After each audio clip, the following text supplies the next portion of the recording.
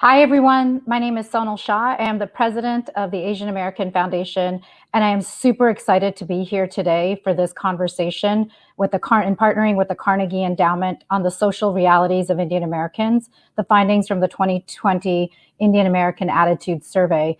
This is such an important conversation. It's something that we at the Asian American Foundation and I know Carnegie Endowment feel it's important. As we look at the Asian American community, it's important that we understand who our communities are. We are a diverse community of over 40 ethnicities, 20 Pacific Islander communities, and really digging into the communities ourselves and who we are and what our nuances are. In this conversation, particularly, I want to, we'll be talking about the understanding the cleavages within the Indian American community itself, because it's not a monolithic community. We are a diverse community, and the understanding the insights from that is super important. We'll also be talking about hate, and it's not just the broader Asian American community has been addressing hate for many years, and to have this conversation in the broadest context, especially as we're seeing a lot of hate towards Asian Americans today, but knowing that there has been a lot across the communities that has been consistent and that we all have very similar experiences. So having this conversation is very important to us. And finally, the last piece is this is why data matters. It's why the Asian American Foundation is focused on data, is understanding that data is critical to how we help our communities. We fall within this model minority myth where everybody's like, generally Asian Americans have higher education. Generally, Asian Americans are doing this. But we need to understand that even within the community, in the Asian American community, there is a wide disparity of challenges. The highest 10% and the lowest 10%, there's a huge disparity. And in fact, amongst all other ethnic communities, we have the largest disparities. So understanding that is why data matters. And this is why the data that you will be listening to today and the conversation you'll be listening to today is very important. So I really want to congratulate Milan Vaishnaw, Devesh Kapoor, Sumitra Balachandran, and Jonathan on really this report, because it's important, and it's something at the Asian American Foundation we hope to do with other communities too, because it's important that we understand our communities. It's important that we understand what's happening in our communities. So with that, I am going to turn it over to Sumitra Balachandran as she walks you through the report and the details.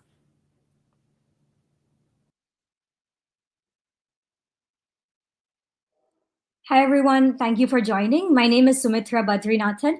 Today, we release our report on new findings from the Indian American Attitude Survey.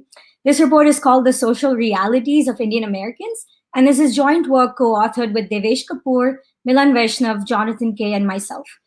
I want to start with some motivation behind what drove us to do this project. So, Indian Americans have been in the news a lot lately. You probably saw this photo that's going to be on your screen now of Vice President Kamala Harris with her family in India. It was a very relatable photograph. Personally, I thought that someone like me, someone who looks like me, is now in the White House. And Indian Americans have been in many successful positions of power, be it in business, tech, in the lobbies of Congress. And these successes, as Sonal just mentioned, go hand in hand with higher levels of education and income that Indian Americans have, much higher than median incomes in the United States overall. And it is these successes that have resulted in the community being often labeled as a model minority. But in many ways, this characterization masks inequalities, difficulties, and struggles within the community.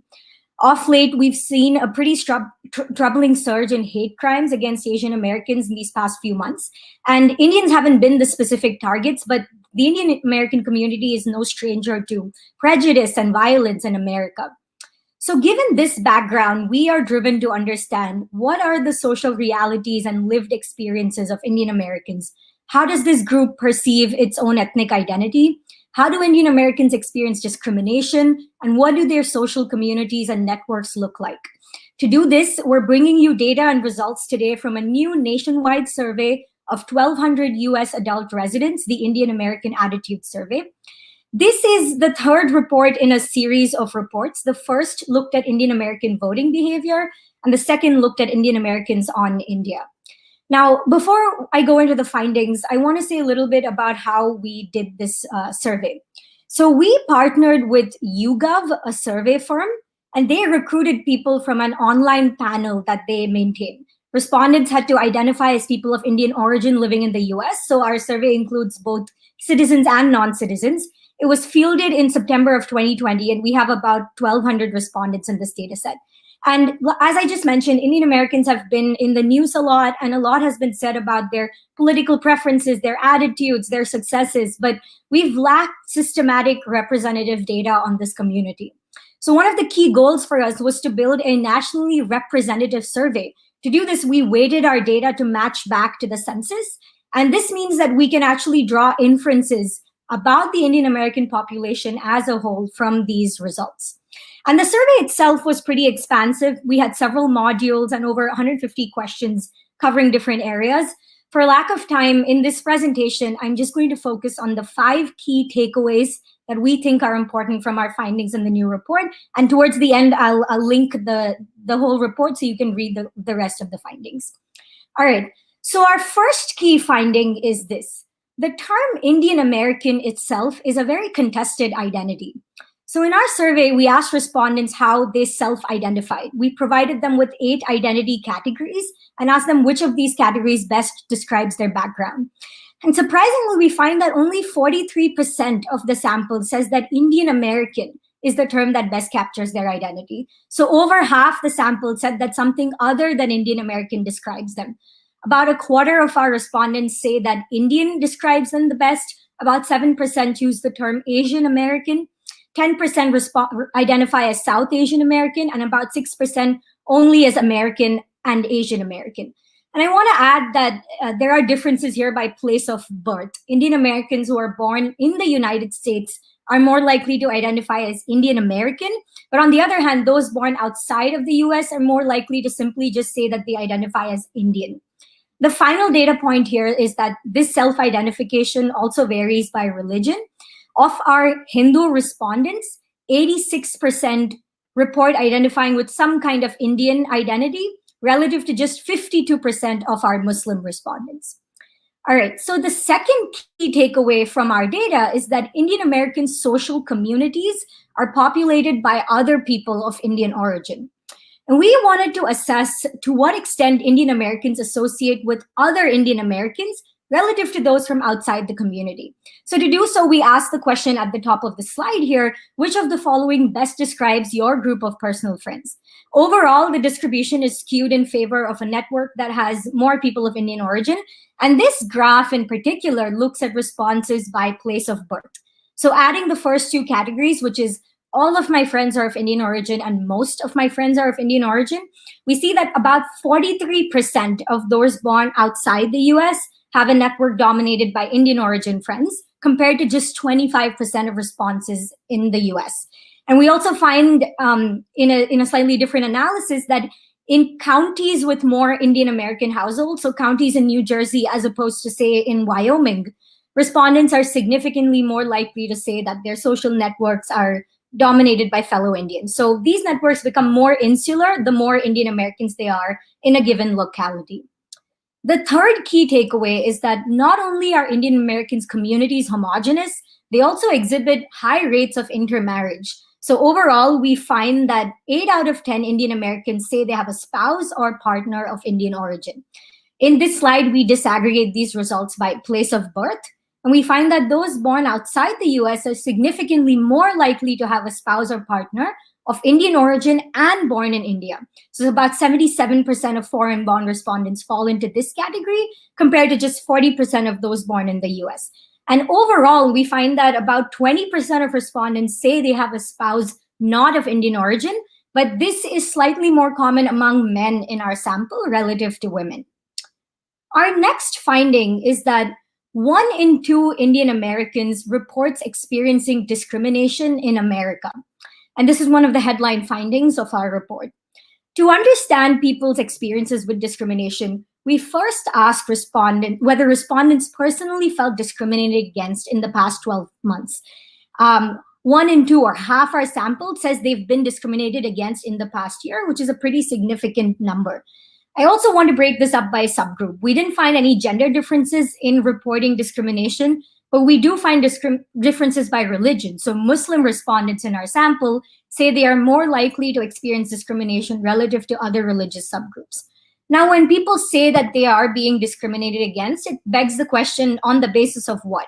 And we find, as you can see in this graph, that discrimination based on skin color is the most common form of bias. About 30% of respondents say that this was why they were discriminated. And after this, about 18% of respondents each say they were discriminated against due to their gender or their religion. Now, if people are discriminated against, we finally want to know who's doing the discriminating. In our survey, respondents, if they said they were discriminated against, we asked whether the perpetrators were other Indians, non-Indians, or both. And here's what we find.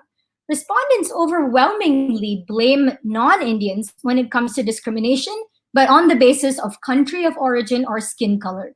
In both instances, about 75% of respondents say that non-Indians discriminated against them. But responses also suggest that Indians hold somewhat greater responsibility for discrimination when it's along religious or gender lines. All right.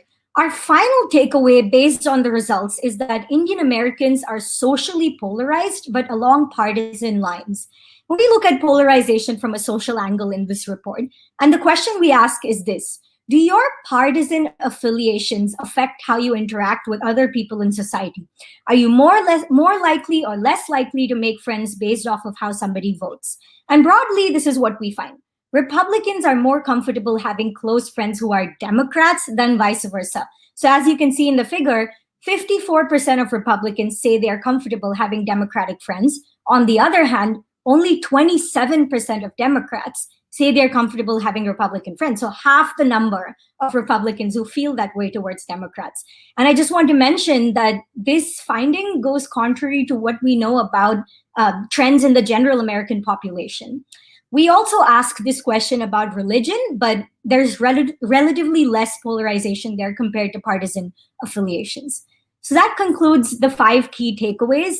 Our report, which is linked on this next slide, covers these questions and more in full detail, and the report is available for you to see and live online now. And with that, I want to hand it over to Hari Srinivasan, who will moderate our next panel. Thank you very much.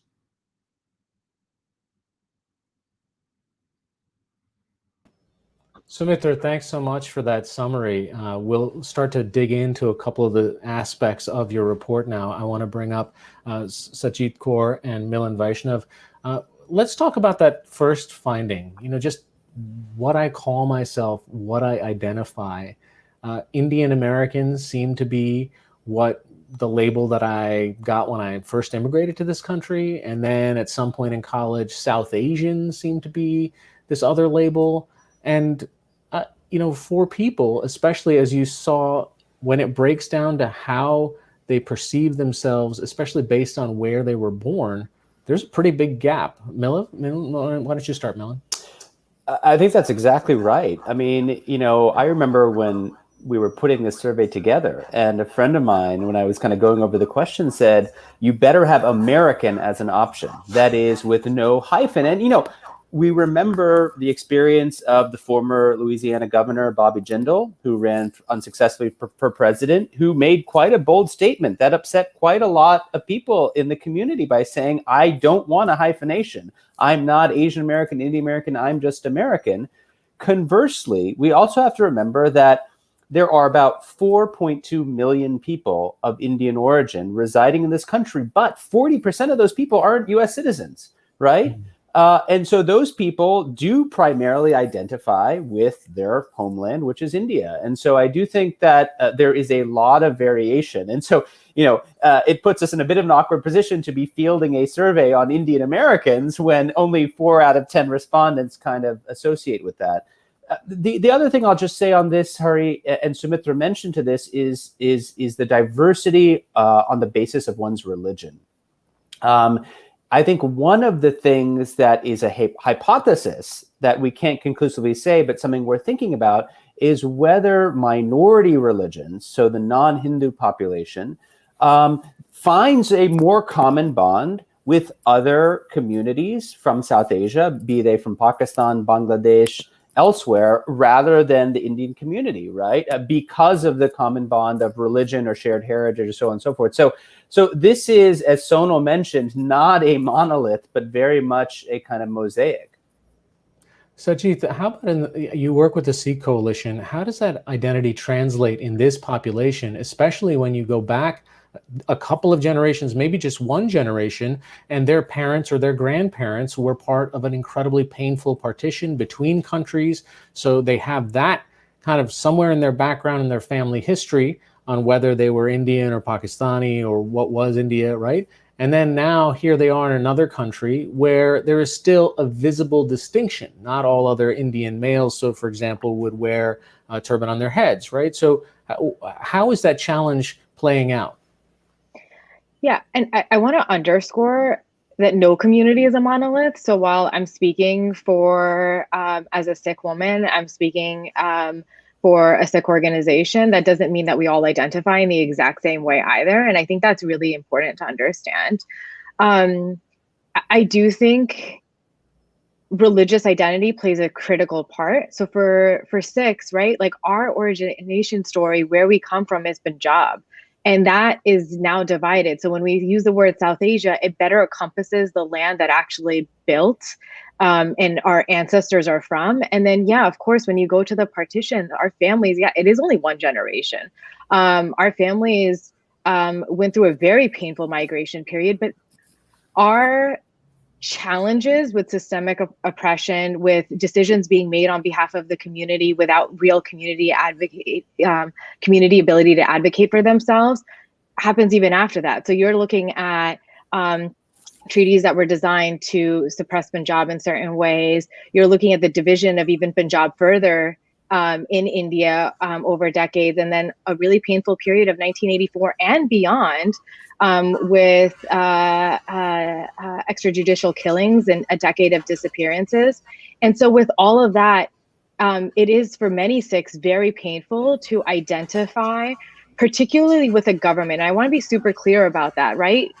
Being critical of a government or being critical of policies doesn't mean you're critical of your neighbors, doesn't mean you're critical of people that you have strong relationships with. You're being critical of a certain political party or a certain a series of policies.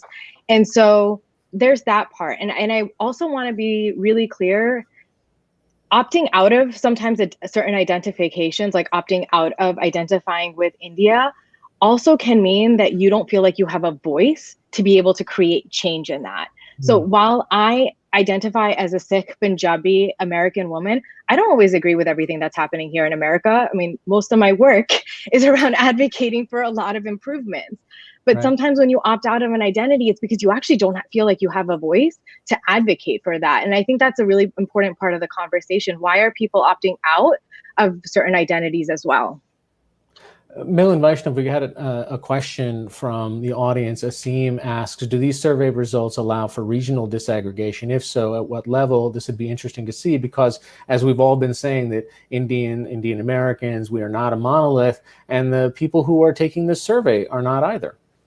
That's a great question. So they do at multiple levels. So you could look at it by region of the country. You could look at it even at a state-wise breakdown. So for instance, one thing that we know is that the Indian American community is clustered in a handful of states. Of course, they're represented in all 50 states, but if you look at New York, New Jersey, California, Illinois, Texas, right, those take up the lion's share of the population. One of the things we did in this particular report, and Sumitra alluded to this, is it is very clear that for Indian Americans, fellow Indian Americans make up a large fraction of their social network. These are the people that they have meals with. These are the people they go out with. These are the people that they commiserate with. However, it varies a lot by where you live, right? So if you're in a county, for instance, that has less than 1% of an Indian American population, right? Just about, 1 in 4 respondents say that most of their friends are of Indian origin. If you go to the other extreme, say in northern New Jersey or parts of southern Texas where I grew up, where you might see, 10% or more of the population is Indian American, 2/3 of your social network is made up by fellow Indian Americans, right? So there's a lot of tremendous variation and things that I think we've only kind of touched the surface of. Yeah. When I immigrated to the country, I remember if we saw an Indian person at a grocery store, regardless of shape, size, color, whatever, if we figured out that they were Indian, they were somehow over at our house for dinner within like 3 days, and then the kids are playing together and we're family friends for like the next decade. Now, fast forward 5, 10, 15, 25 years, and you see Indian Americans all over the place, but you also see that the infrastructure has kind of, it has split along regional lines, along linguistic lines, along different religious lines, right? And all of a sudden, these tiny things that used to be differences in India are also now differences here in the US. And so I want to ask, to what extent do these differences that we are now aware of, I go to a South Indian temple versus a North Indian one, or I go to this Gujarati Samaj versus a different one, right? To what extent do those kinds of community differences stop us from collectively acting toward any kind of a shared purpose? So, Ms. Kaur, let me start with you. Thanks, Harry. It's a great question. I think solidarity can only happen if you have shared values, and it doesn't actually, like, linguistic, religious divides are not actually what's going to create the challenges or the hindering. I mean, we work with organizations that have no affiliation with South Asia whatsoever, right? With communities that have no affiliation with South Asia, but there's a shared set of values that allow us to align, allow us to have solidarity among one another, and there's a commitment that we are going to stand up for one another and make sure that we're advancing everyone's voices. And I think the critical thing to understand is that the intent of everyone that's involved? Because if it is, then I actually think that you can have collaboration, and it's actually good to have allyship across whatever those demographic cleavages may be. But if that can't happen, and the rise of nationalism is a threat to that, is a very real threat to that, pushing voices of, like, let's say the Dalit community aside, oppressed minorities, marginalized communities, if that continues, then you no longer have a shared set of values to allow for that type of solidarity and allied mobilization to happen. And so that, to me, is actually what should be addressed. Milind, one of the findings that Sujitha was talking about that was intriguing was the party divisions here in a way are starting to reflect the party divisions that people might have held in India. And there was a question that Nikhil had. He's wondering if you could elaborate on the findings that 53% of Indian Americans and 40% of Hindu Indian Americans see Hindu nationalism as a threat to India, any implications for US policy. But even sort of extracting a little farther from that, if Democrat and Republican Indians are at odds with each other just by party affiliation, and then there's this other layer, were you a Congress household? Were you a BJP household? And, you guys have done a separate report on this too, the changing political attitudes that people of Indian origin in the United States now have toward what's happening in India. So it's kind of different layers of sort of identity and political struggles that people are having. I think that's right. So at an interpersonal level, Hari, what Sumitra mentioned at the top is that there does appear to be a kind of disconcerting degree of partisan polarization, right? That's asymmetric. In other words, Democratic Party associated or affiliated Indian Americans are much less comfortable having friends who are Republicans than vice versa. And the same is true of Congress supporters vis-a-vis BJP supporters. But, there's also another layer, which is the attitudes towards India. Here, it's not simply partisan differences, but they're generational ones, right? And it's drawing from my own experience. I grew up in Houston, Texas. When the Howdy Modi rally took place in September of 2019, many of my parents' generation were the first in line, really eager to attend. Many of their children were out front protesting, right? They were posting on social media because they disagreed with governmental policies. One of the things that we should be careful, though, about reading too much into is if you look at the recent experience of India's humanitarian crisis with COVID, many of the same people who have been the most critical voices of the Modi administration have been the first to agitate for greater US humanitarian assistance, vaccine assistance to India. So progressive lawmakers like Pramila Jayapal, Ro Khanna. These are people who have had a very critical stance on Narendra Modi and have been frankly vilified by some in the government of India. But they have been the first to say we should do more. So even though there is tension, there is also a kind of sign of resilience in terms of the bonds towards the country and the nation of India. So, Sajid, I want to ask, when it comes to that coalition building that's so important, how do you transcend these sort of other layers of identity? I mean, what was inspiring, for example, in the recent COVID crisis were the oxygen lungers that we heard about, right? At that point, it didn't matter what caste or creed or whomever you were, you needed a breath of air, and you saw this gurdwara or this temple where they were having it, and it was fantastic, right? But short of a cataclysmic pandemic on a day-to-day basis, how do we get people to set their divisions aside to come together for a larger idea? I mean, I think we're seeing that in the farmers' protest. We're seeing that in the Seva leadership that the Sikh community displays on a regular basis in India. Like the oxygen lungers are something that we see front and center because there is so much media attention on what's happening. Yeah. But, you know, there have been many communities that have been front and center and advocating for stronger civil rights, for better human rights, for economic equity across the board. And those aren't based on religious lines, though sometimes they are portrayed in that way, in an attempt to vilify, again, marginalized communities, right? To make it about certain castes, certain religious groups, to push them off to the side. Like, this is an extremist idea. This is a terrorist idea. But that resilience still prevails. And so, Milind, even to what you just said, right? It's about a shared sense of values and solidarity, and like seeing and making sure that we're putting the interests of humans and people first. And if administrations are not good with that, if the Modi administration is not going to put that first, right? There are going to be people that are going to be outspoken about that. And those values may make it that they're not willing to partner with certain groups or certain people because that is what's most important to them. Milind, there's a question from Richard.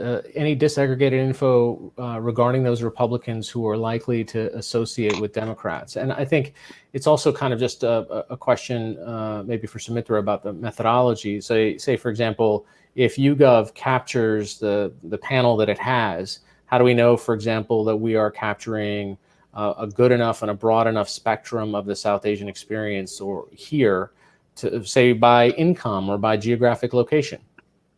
It's a really good question, Hari. And in fact, at the outset of the report, we have a table that compares the demographic characteristics of our sample based on median age, income, citizenship status, education, to the American Community Survey, which is the census's own data on what this population looks like. So that's the quote unquote true data. And we find a very nice matchup. And in fact, as Sumitra mentioned in the methodology, the sampling frame is taken from the American Community Survey. So I think we can have pretty good confidence.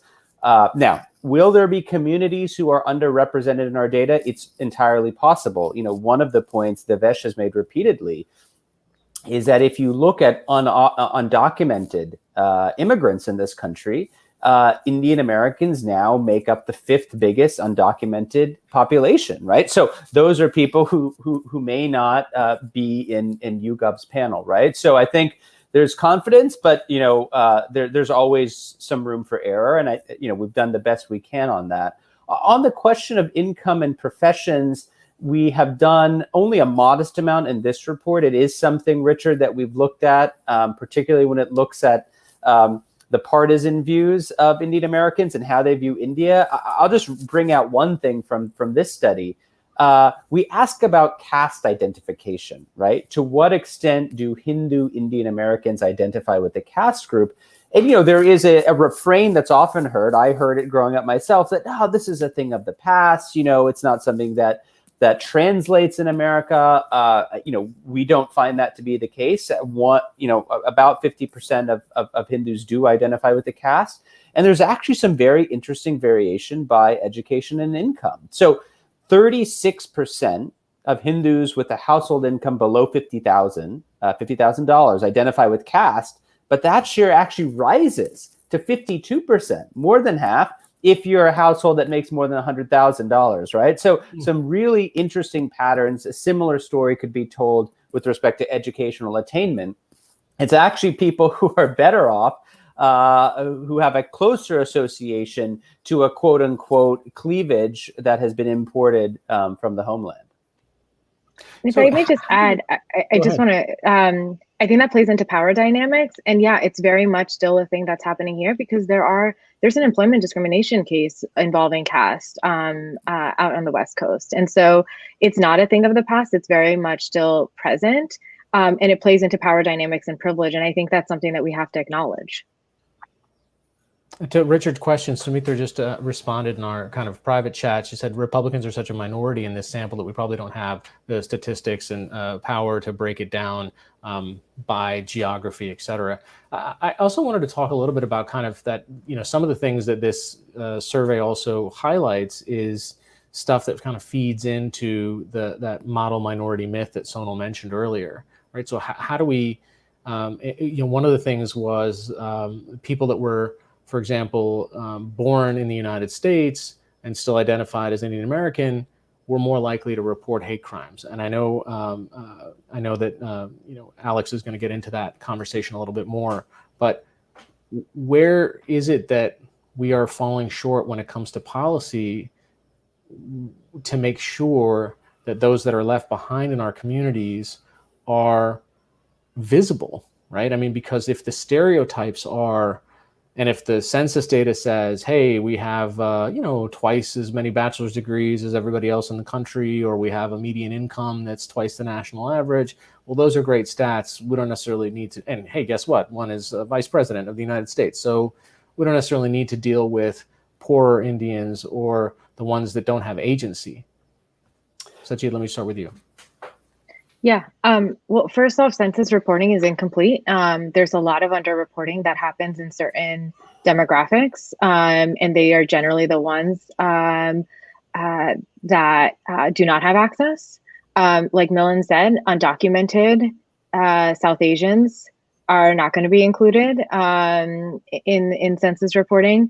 So just to think about what that sample size even looks like of what we are identifying as like have twice as much access to education or whatever, it's actually really limiting. So that's one. I think as far as policy goes, there's still a lot of language access issues. So when you talk about, oh yeah, we have coverage for Indian American, like what languages are we actually speaking about? Even in cases that we've identified with manuals for detention centers, where you're accessing lawyers and things like that, like the Punjabi is inaccurate. Oftentimes, spoken Punjabi is really Hindi, and there may be linguistic challenges in having someone actually understand that, or it's written in Shamukhi script instead of Gurmukhi script. And I'm just talking about one region, right? And we're looking at a country that has 24 official national languages, and hundreds of other languages that don't even get counted into that number. So language access is an issue. People don't understand triggers that Muslims, Sikhs face when it comes to hate crimes in particular. Like oftentimes our work is actually explaining to prosecutors and law enforcement, like, no, this is a hate crime trigger. This person has white nationalist ideologies, and that played a part into this. And so we as community organizations are actually doing the work to connect the dots instead of that being something that's laid out. Millen, I want to give you the last word here.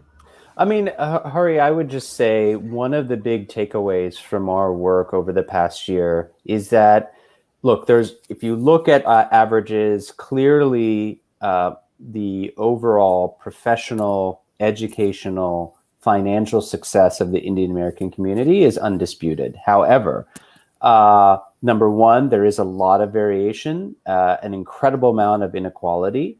But number two, just because the community has been successful based on these socioeconomic characteristics has not inoculated them in any way from the forces of discrimination, polarization, and frankly, contestation over these very, very basic questions of identity. And so I think the more that groups like the Asian American Foundation can support efforts to collect data on people who may get lost out, to also, one of the things we wanted to do also is set down a marker, right, of this community that we can then, follow up in, say, in 2 years or in 4 years to kind of see how people are doing.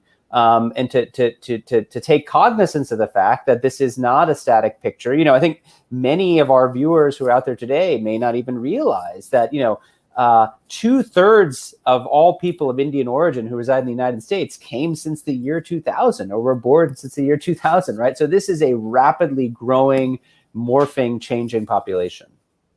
All right, Sajid Kaur, Milan Vaishnav, thank you both. And I want to go ahead and hand off the conversation now to Hope King from Axios, and she's going to take over. Hope, off to you.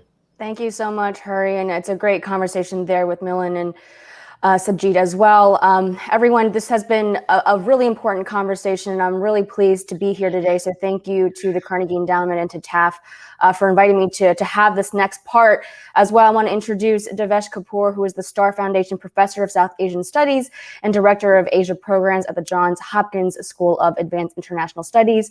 Farah Pandith, who is a Senior Fellow at the Belfer Center for Science and International Affairs at Harvard University's Kennedy School of Government, as well as Neil Ruiz, who is the Associate Director of Race and Ethnicity Research at Pew Research Center. It's great to have all of you today.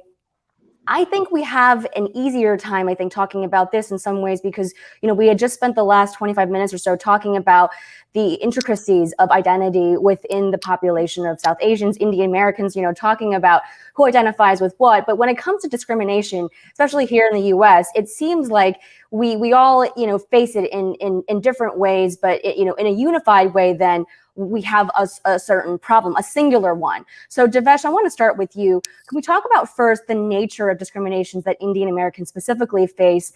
And do members of the community feel it's a significant issue, and in what variations?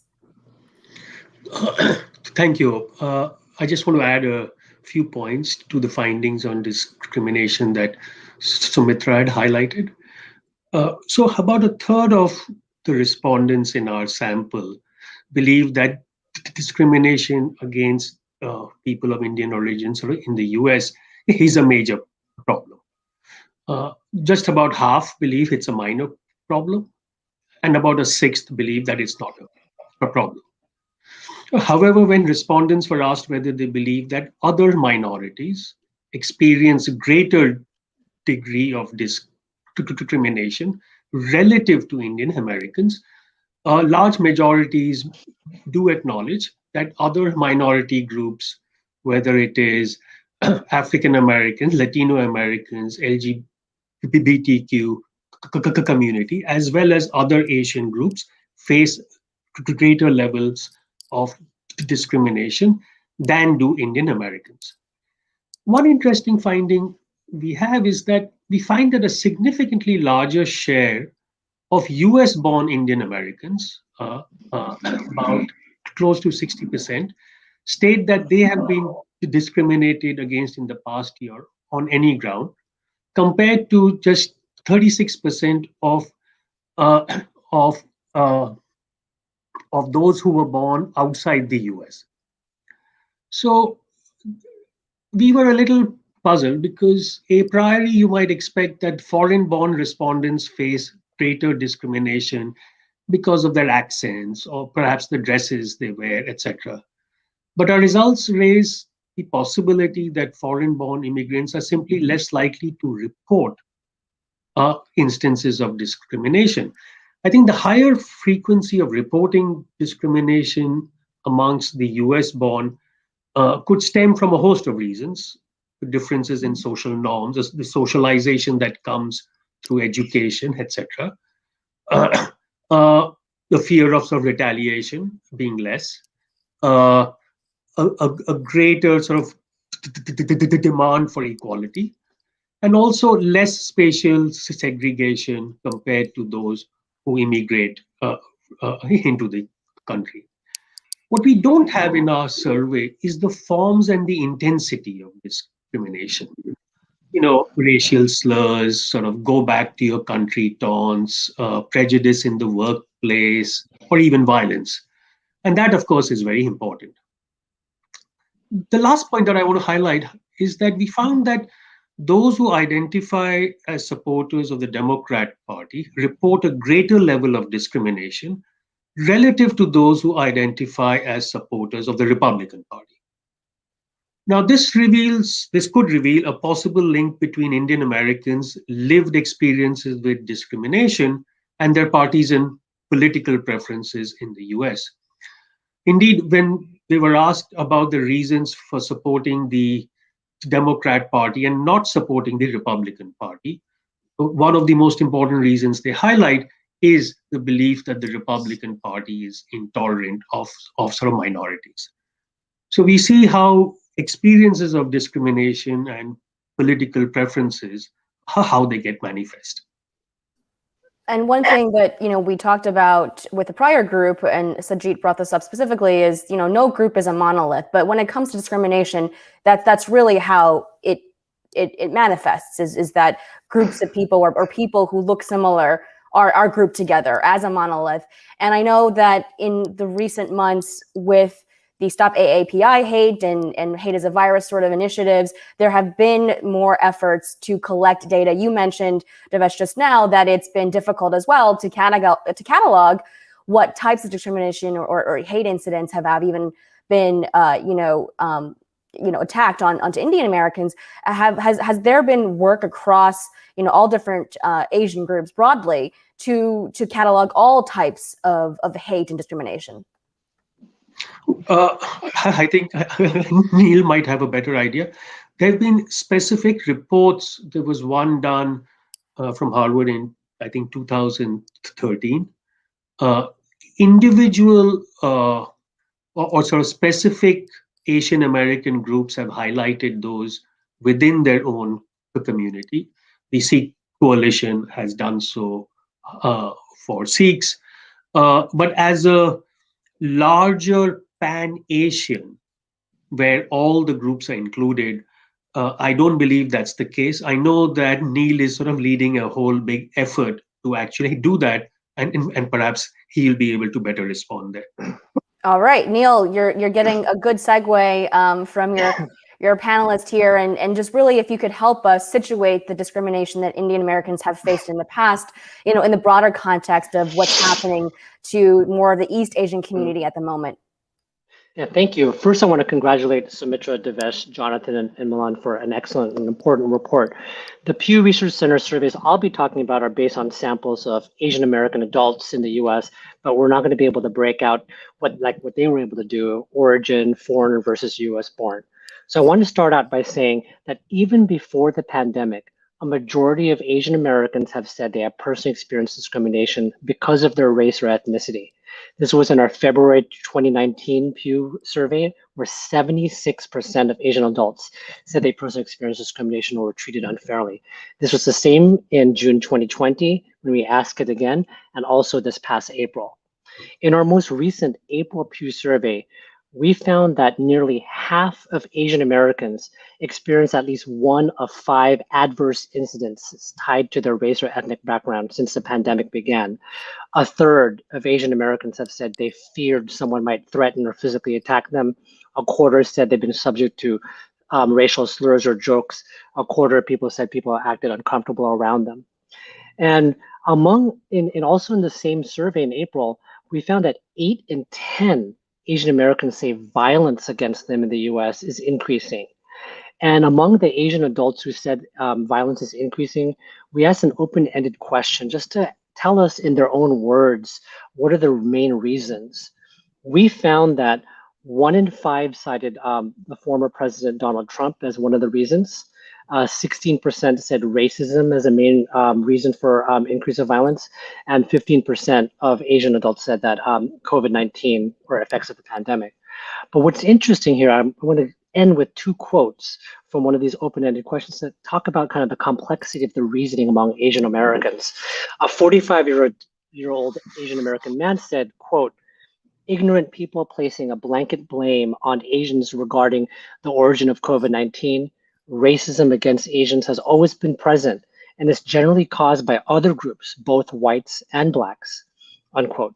And lastly, I'll end with a 29-year-old Asian American woman who said the main reasons that increase violence towards Asians is, quote, a mix of coronavirus news at its origins coupled with talks regarding racial inequity. Asians are not accepted as people of color as they're seen as the model minority, but they're also seen as foreign because they are not white, unquote. Back to you, Hope. Thank you so much, Neil. Yes, it's the double-edged sword there that, many of us in the community face. And, Farah, on to you now. When all of the attacks started to seem to escalate with the reports, one thing that I tried to make sure that I, did in my reporting and conversations is to remind folks that, hate against Asian Americans and Pan Asians, broadly, not new if we really look at what happened in the aftermath of 9/11. And so, among Indian Americans, specifically Muslims, actually report the highest levels of discrimination. How should we be thinking about the intersecting identities of being a woman, being Muslim, and Indian American, given that the intersection of those identities face the disproportionate amount of hate and discrimination? Well, we're in a really sobering moment in American history, aren't we? We're in the 20th anniversary year of 9/11. And so we have 20 years of experience in talking about the issue of the rise of hate with Muslim communities across America. There are bookends in this experience. In 1979, that was the beginning of one form of discrimination and intolerance that came forward because of foreign policy and misunderstanding in the United States. And then we had the tragic events of 9/11. And we also have a culture in America where we aren't teaching about the complexity and the nuances of religions and countries and geographies. And so you have a really dangerous mix of misunderstanding and ignorance. And so people are lashing out when they are fearful or they are bigoted or they're filled with prejudice against anybody that, quote, looks Muslim, whatever the heck that means. And so we are that is one piece of this, Hope. The second piece of it is the stereotypes, the narratives about what it means to be Muslim in America. And this is complex. I mean, it is a factual thing that most Americans don't know, that Islam came to America at the time of even before America was America, with the enslaved people, right? So it has been here for a long time. And Muslims in America are, in fact, the most diverse group of Muslims anywhere in the world. So why is all that important to this question around people of Indian origin who happen to be Muslim? Because Islam in India is also really diverse. And for a generation of people that understood that and experienced that generation, Millen talked about this generational divide a little bit.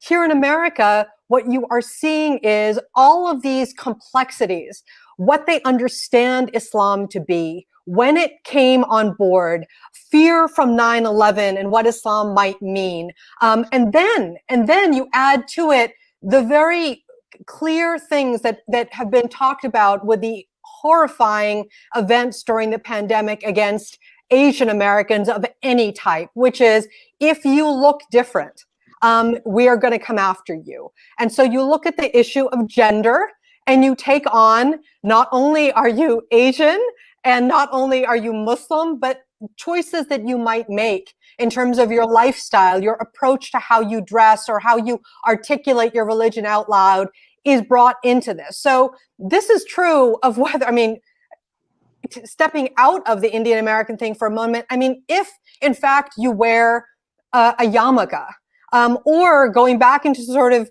the mindset of what an American is supposed to look like, hate is on the rise in our country.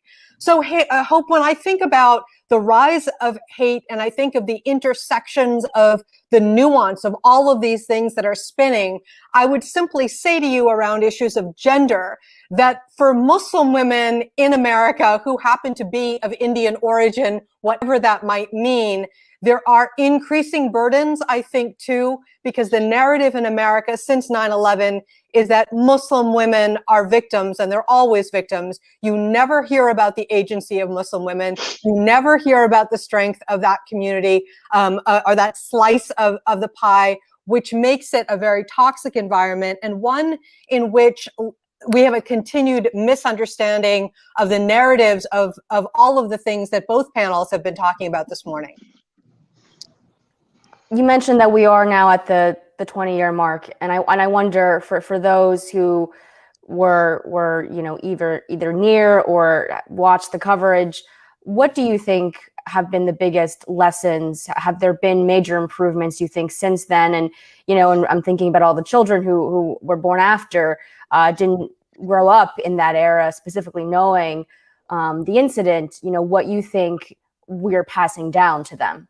We're passing down a lot of really misinformation around what it means to be a Muslim in the world, or in what it specifically means to be a Muslim in America. Let me give you a very specific example. As somebody who was born in India, who came to the Boston area as a baby, who identifies with many different identities, who is Muslim, you are being asked questions today or having to identify yourself in really weird ways. So for example, never growing up did I ever get asked the question, what kind of Muslim are you? And today, post 9/11, it is, are you Muslim?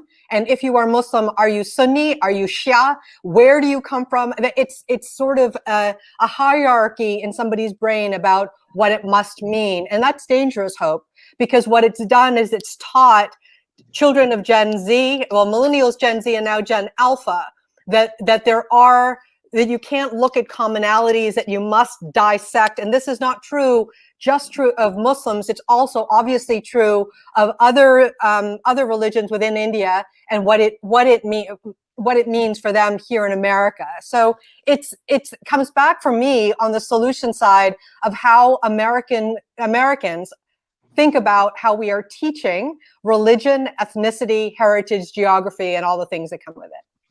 The lack of education is why we talk about the ignorance leading to hate. So I do agree. I think there needs to be much more there. I want to end, Neil, with you actually. Pew has done rigorous and really has been one of the organizations doing sort of the most constant surveying of issues around identity. And I wonder from your perspective, in some ways, when you are put against, a system, and when you're in a country like America, when you are the minority, you have much more of this discussion, I think, about it. I think when you're in Asia and you're with people who understand that there are nuances to identity, it's less of something that you think about sort of constantly. And I wonder from your perspective, as you have been thinking about asking these questions of the larger American population, what new challenges or what new questions have been sort of reflected, there when it comes to even, the crafting of some of these surveys that you guys put out?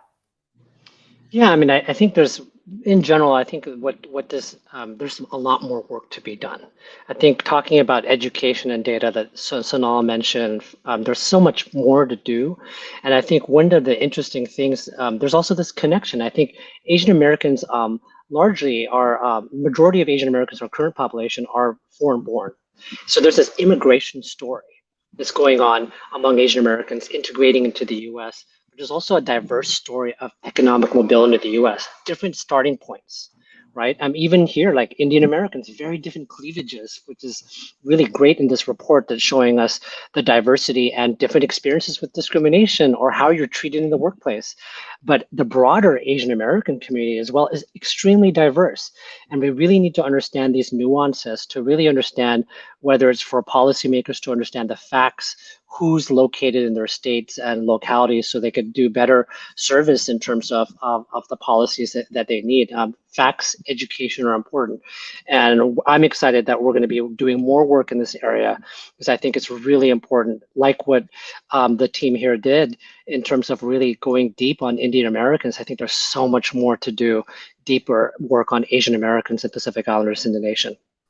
And, Devesh, I'm looking into some of the comments here on YouTube, and, some of them going toward just questions about the data, if it's being disaggregated by gender. I mean, I know the more that we can learn from surveys like the ones that, we've been doing or talking about today with YouGov, the better. And, given that we have now at least 20 years of the anecdotal history of violence and hate, I think also more can be done there. And, I think the fact that we're on YouTube goes to show that there's a role more technology and social media sort of have played in all of this. And I wonder if that's been reflected also in any of the data that you've seen or studies, and anyone really on the panel can jump in on this one.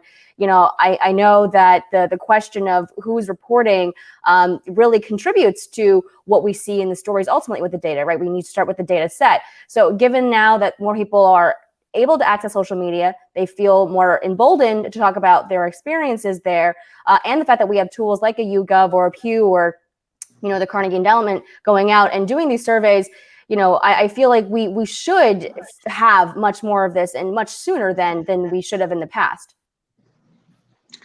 I think, Hope, you're absolutely right that I think there's a much greater consciousness of the issues, and also of the gravity of the situation, as I think Farah pointed out, that given the polarization in the country, especially in the past few years, it would behoove us to be much more aware of the need to do this type of work. We cannot afford to slacken off, but we need to understand our own communities. And I think the word diversity has come up repeatedly. That's just a reality. But it's also something, it's not just about the diversity of the Asian American groups and within them, but also their very different experiences if you're in Wyoming or Texas, if you're in California, or if you're in Boston. There are large regional and state level variations as well. And I think part of the work going forward is to not just see at the group level, but also the differences across the US at the state and regional levels, which I think would add to our information. And with better data and information, we can see how these groups can be helped. And our last question from the YouTube audience here, this one around the paradox. So when you look at immigrants who were guided in the past by the ethos of coming to America as the melting pot, wanting to blend in or needing to, right? That was sort of a dream to become American and have the white picket fence around our house. But then does our attempt to distinguish ourselves now and our identities then work against us? So it's sort of a complex question. And Farah, I wonder if you have any insights onto how to answer that complex question about ultimately what are we aspiring to, right? And how does that advantage or disadvantage us? So, Hope, two things I'd like to say. One is to your question earlier about the responsibility of media and how we talk about these issues. And it is connected to what you're asking. If you are setting, not you, Hope, one is setting up a situation where there's a right and wrong identity, there's a right and wrong definition of what it means to be American, we're in trouble, aren't we? And what we haven't been able to manage, in my view, in the last 20 years of talking about lots of complexity around communities, not a community, we haven't seen excellent indications of those nuances that are in the mainstream, and that's problematic because people are getting signals from regular culture on how they're supposed to act, what they're supposed to believe, how they're supposed to understand what is an Asian, what is a Chinese American, what is an Indian American. I mean, like, all of these things are in your head through culture and the signals that you're seeing. So I would say this to you. Obviously, this idea of a melting pot is a far deeper and more complex, cute little soundbite than we have the time to get into. But what I do know is that for the 21st century, where millennials, Gen Z, and Gen Alpha are digital natives, and the rest of us are trying to figure it out and keep up with them, it would behoove us to make sure that in all of the ways in which we showcase who we are as Americans, we show those nuances and are not stereotypical and not buying into the narratives of the 1950s of what it means to be an American today. I do believe that's, yeah, go ahead, Devesh. Well, just a last point, I think, to follow up on, right, is that identities are not binaries. It's not that someone is X or Y. Most people hold a complex array of identities. Which identity is most salient is also very context specific, whether of place or time. And I think we should recognize the multiplicity of identities that all of us have within us. It's all the ands and not the ors. And if there's one thing that TikTok has been really good at is really showing that people can, not only talk about each of their identities, but to do it in a way that celebrates and is fun. Just to end on a happy little fun note there. Thank you so much, Devesh, Farah, and Neil for joining me here. I'm going to turn things back over to Sonal. An important one, and thank you for having me.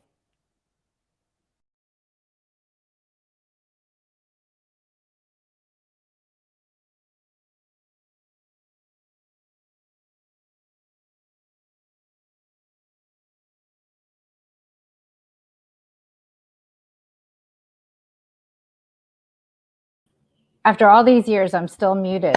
I just want to say, I want to thank and hope, thank you for hosting such a great conversation. I want to say thank you to Devesh, Milind, Sumitra, and Jonathan for such a great report and an important conversation that we need to have as a community. The Asian American community, the Indian American community, within the Indian American community, the sub-communities. It's an important conversation because we also need to understand each other. To know why this data and why these reports are important is to know we need to understand each other and recognize that sometimes even within our communities, we follow these subtropes and we have to be open to hearing and understanding each other. Second, the other point that you all made was really on perpetual foreigner. We're not perpetual foreigners. This is America. This is what America looks like. This is how we are going to contribute to America. And let's not caricature each other in the process of it. History matters. History of our communities matters. We all need to learn about each other's histories within the Asian American community, within our sub-communities, to understand where we all come from and who we are. I thought Sajid did such a great job of explaining the Sikh American community and sort of the background from where the Sikh American community comes from and why it's important. Generational differences matter. We are going to change, and as a country, we are changing. So it's important that we work across generations and understand each other across generations. Farah made a really good point right at the end about how we have to understand the next generation and understand how we all work together. But finally, I think one of the important things I want to leave here with is we do need to catalog hate and understanding of discrimination amongst our communities. That is one of the things that TAP is working on, is building a common standard of data that we all report so we understand what kinds of hate across different communities that we are facing. And that's important. And I really appreciate the authors of the report for putting this report out, because it's really led us deeper into a community to understand that. And I want to end with, again, a positive note here. We have a huge opportunity here to appreciate and to build America and to write the Asian American story as part of the American story. So this report that has come out, which is, the understanding the Indian American community and the social realities of Indian Americans, we need to do more research. We need to understand the Asian American communities. We need to understand the sub-Asian American communities. It is critical. So I am grateful that we could partner with the Carnegie Endowment, with Milind, with Devesh, with Sumitra, and with Jonathan to do this. And we hope to do much more together. So thank you all for joining, and thank you for participating in this conversation.